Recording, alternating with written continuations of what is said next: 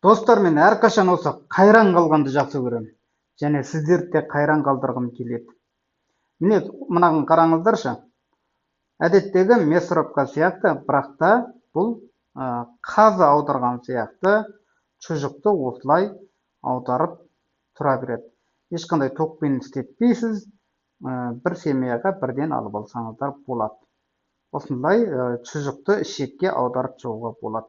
Бірнеше түрлі насадкасы бар, үлкен кішісіне қарай осылай жасап алсаңыздар болады.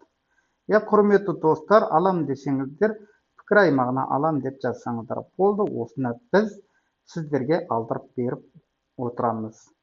Дәл қазір соғым уақытында бұл сіздерге өте қажетті деп мен осылай шығарып жатырмын. Алам десеңіздер, профильде WhatsApp нөмірге жазыңыздар, болмаса пікір аймағына жазсаңыздар болды.